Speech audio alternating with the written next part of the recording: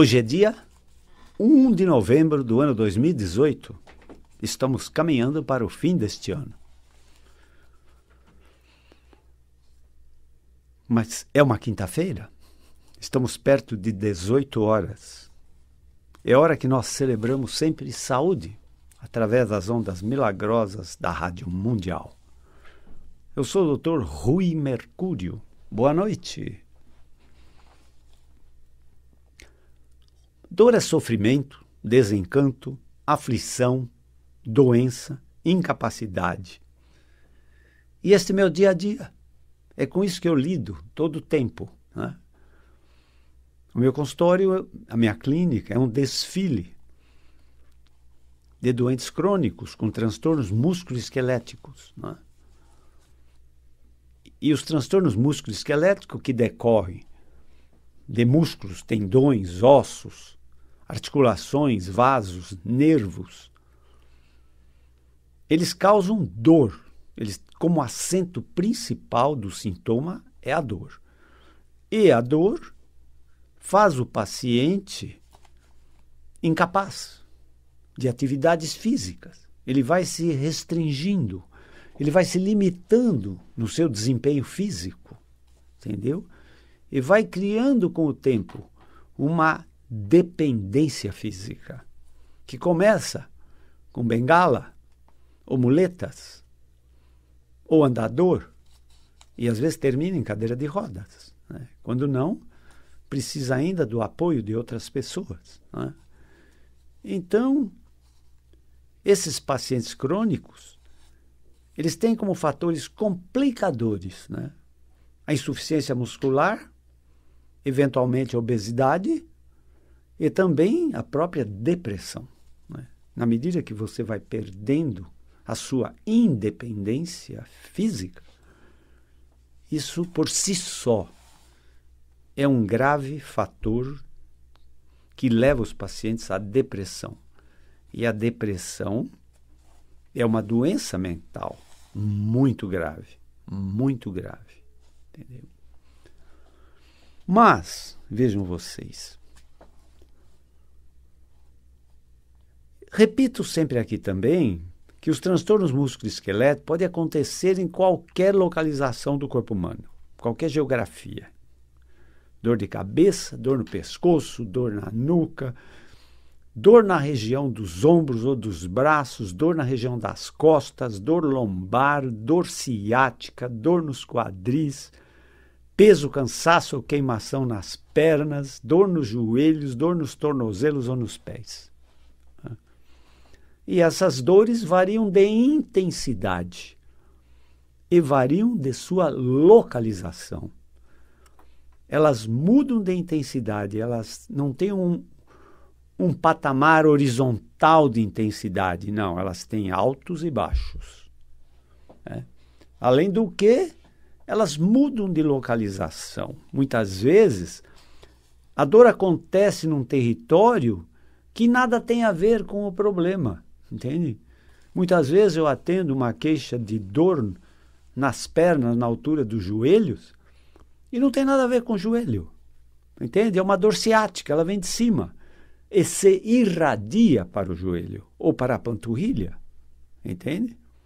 Então, em geral, né? Em geral, quando uma dor é acompanhada de queimação, adormecimento, zonas de anestesia, isso fala mais a favor de uma dor ciática, uma dor, em geral, por compressão mecânica do nervo ciático, né? Nós temos dois ciáticos, que são os nervos mais calibrosos que nós temos. Eles são os comandantes das pernas, né? Se você corre, anda, atravessa uma rua, sobe uma escada, joga bola, isso é nervo ciático, entendeu? O comando é dele, vem do cérebro, mas é ele que leva o estímulo, né, para o músculo, para as articulações funcionarem e tornarem você um ser humano móvel. Você tem a capacidade do movimento, da marcha, do poder das tuas pernas. Entendeu? Tudo isso é ciática. Tem a ver com nervo ciático, né? E os doentes crônicos, né, eles são desafiadores. Por quê? Porque na nossa cultura ocidental, né, nós, estando doentes, nós vamos em busca de cura através da ciência médica, né? Mas os doentes crônicos, em geral, não encontram, muitas vezes, alívio.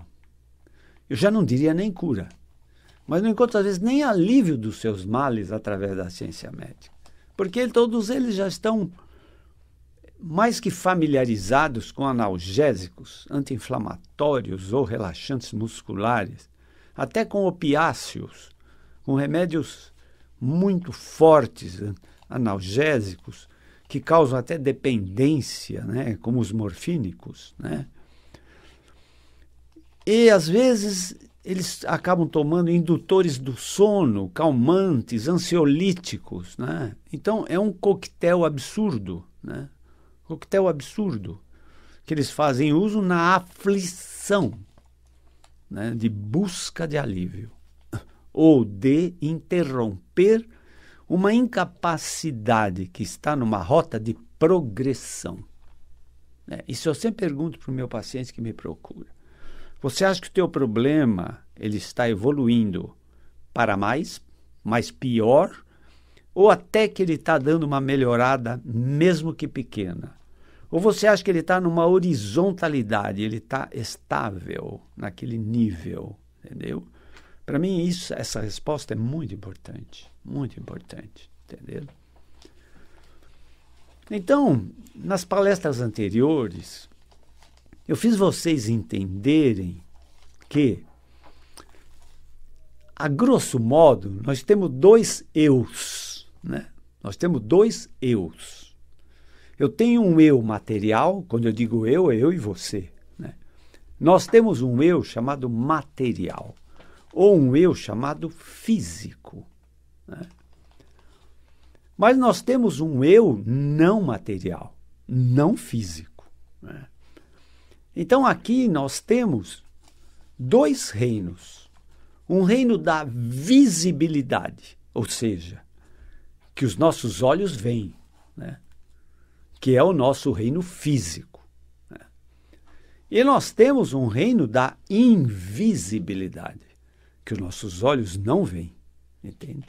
E o nosso eu não físico, os nossos olhos não têm competência para nos informarem sobre eles, né?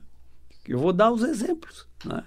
Falei na palestra anterior, vou repetir. O nosso eu não físico tem 5 estações: pensamento, mente, consciência, alma e espírito.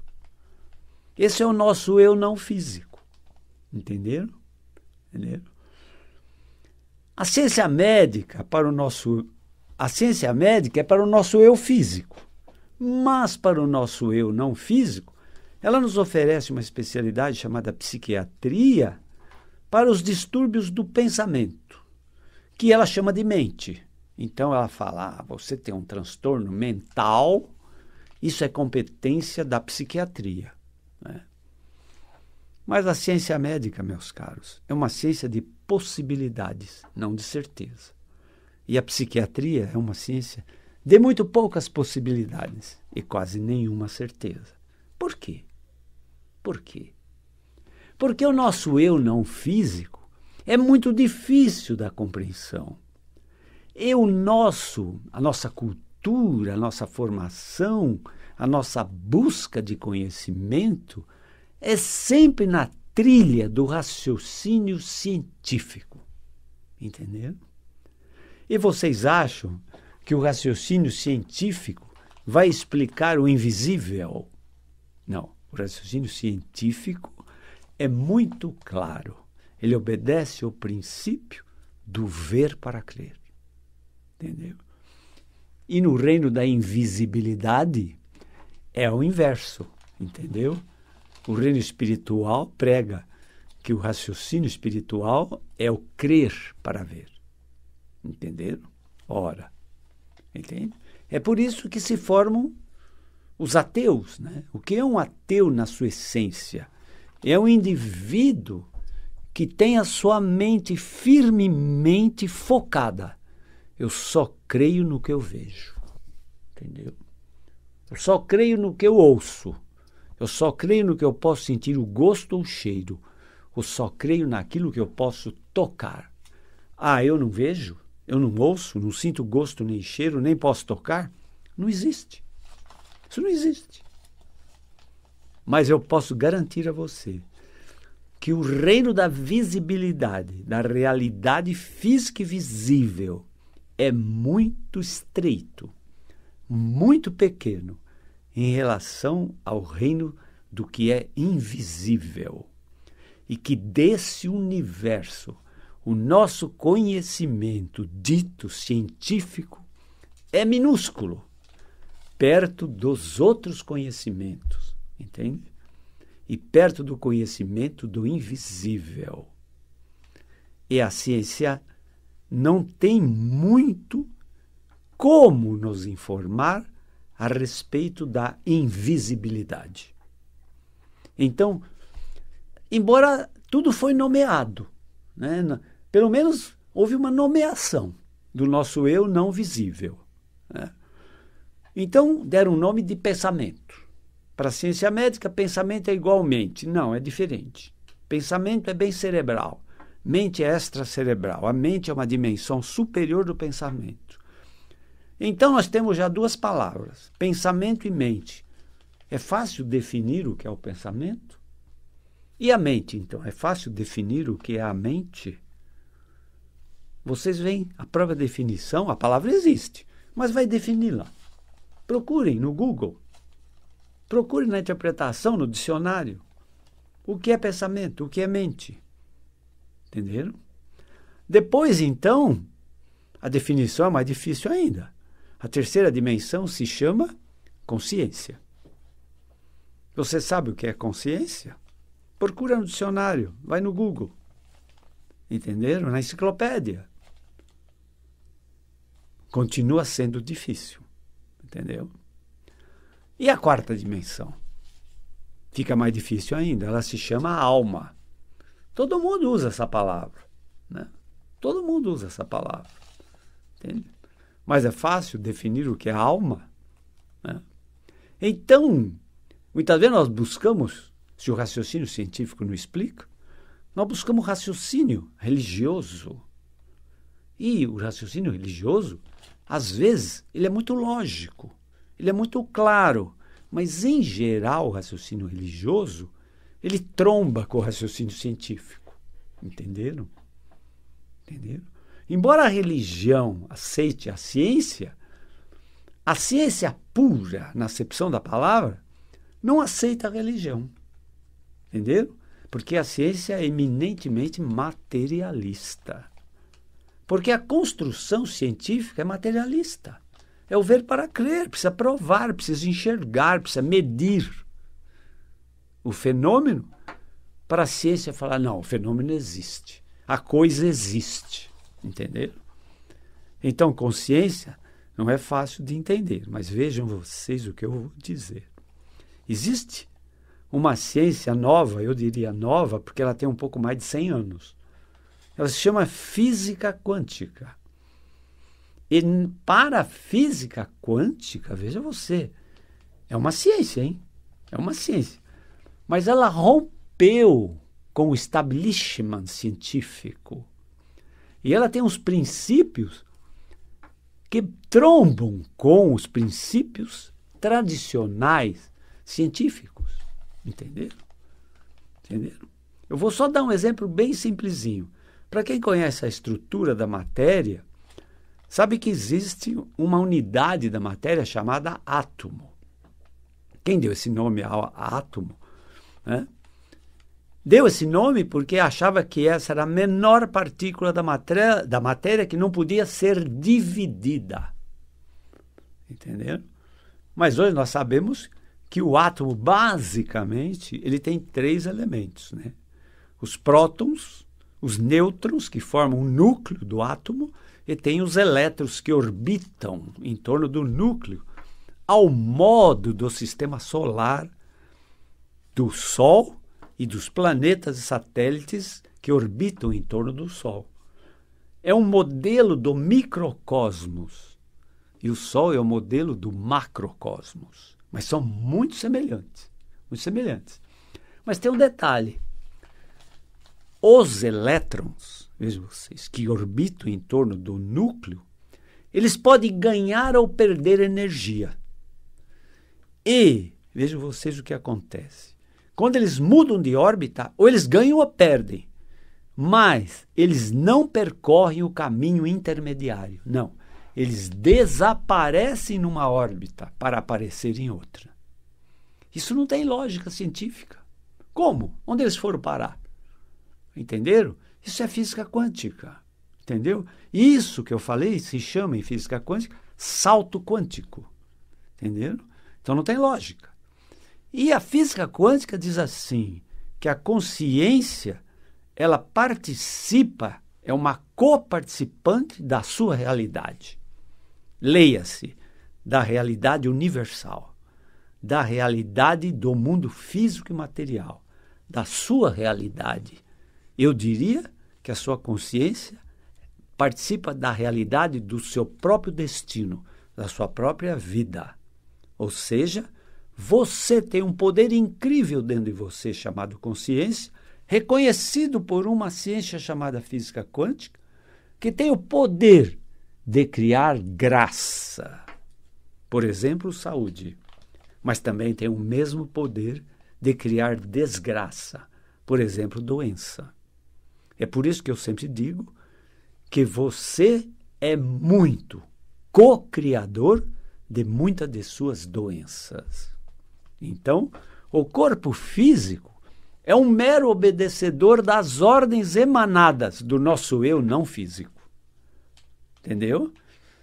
E a mente, eu disse, tem 4 estações. Né? Mente individual, a sua mente, que pode até ser chamada de pensamento. Depois tem uma mente coletiva. Você sempre vê costumes, moda. Não, isso está na moda. O que quer dizer está na moda? Está na mente coletiva. Está na mente coletiva. Isso é moda. Entendeu? De repente os homens estão todos carecas. De repente eles estão todos barbudos. Entende? De repente eles estão todos cabeludos. Então existe uma moda. A moda é a mente coletiva. Entendeu?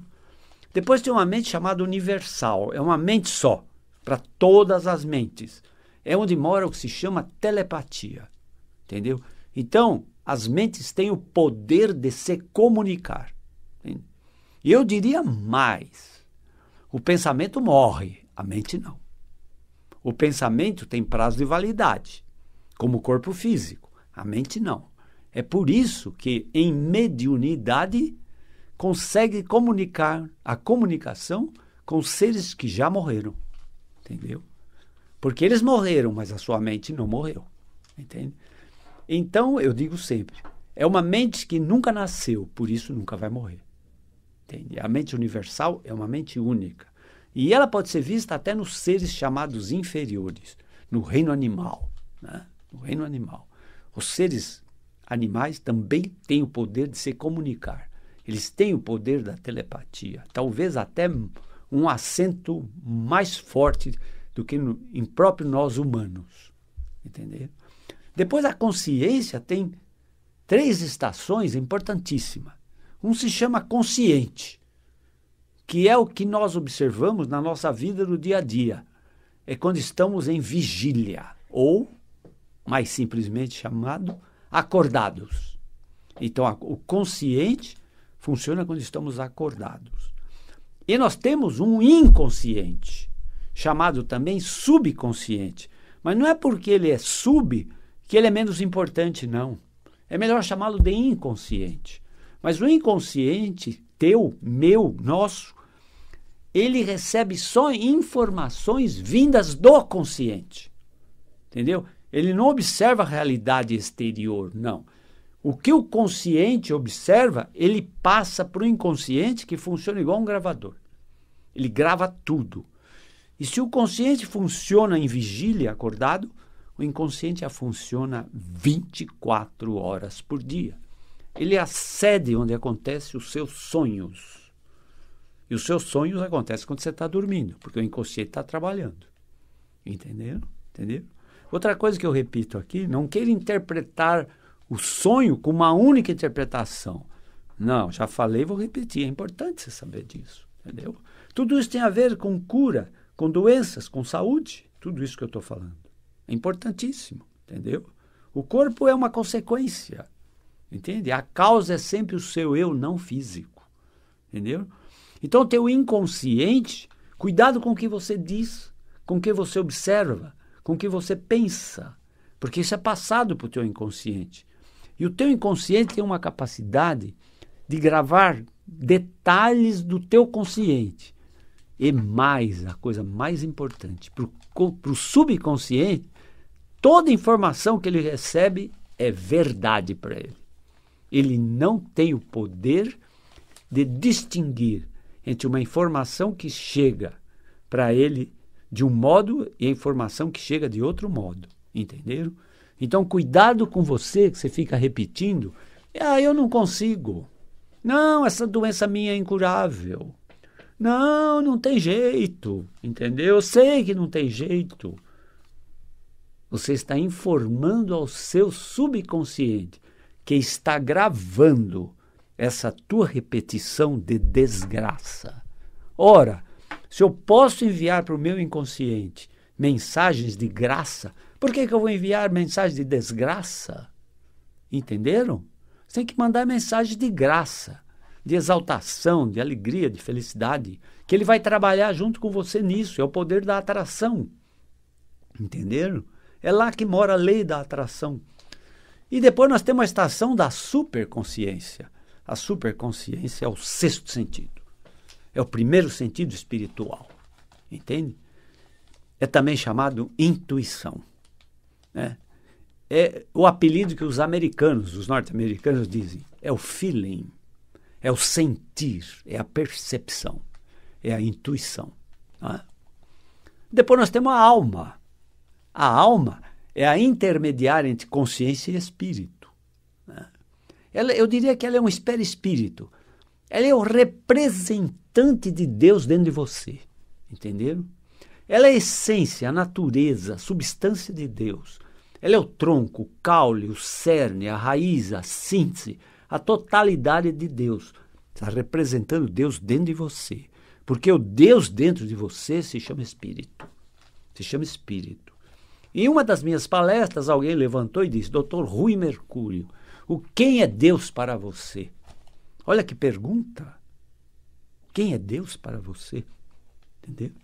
Eu respondi no ato e disse assim: há uma centena de religiões tentando responder isso. E uma dezena de doutrinas tentando responder isso. Você me fez uma pergunta muito difícil. Para saber quem é Deus, você precisa de conhecimento espiritual. E veja bem, você busca conhecimento científico, você busca conhecimento religioso, você busca conhecimento filosófico, mas o espiritual você não busca, não tem faculdade nem tem professor. Por quê? Porque o conhecimento espiritual vai buscar você, se você estiver preparado. Entenderam? E na dimensão espiritual não tem doença. Entende? Então, a transcendência para a dimensão espiritual é a cura espiritual. E a cura mental é pelo poder da mente. A cura espiritual é pelo poder de Deus. Só tem um poder nesse universo. É singular. Tá? E só tem uma verdade. Por que as pessoas não conseguem cura espiritual? Porque elas acreditam em muitas verdades. E a verdade é uma só. Mas, vejam vocês, o meu tempo aqui na Rádio Mundial está se esgotando. Eu prometo voltar na próxima quinta-feira, dando uma sequência nisso, porque tudo isso que eu estou falando tem a ver com saúde, doença e cura. Entenderam? A medicina é poderosa? Eu diria que a medicina tem o seu poder limitado. Mas a medicina, ela às vezes faz verdadeiros milagres de cura. Mas ela não é absoluta. Ela é só de possibilidades, não é de certeza, entenderam? Mas tudo bem.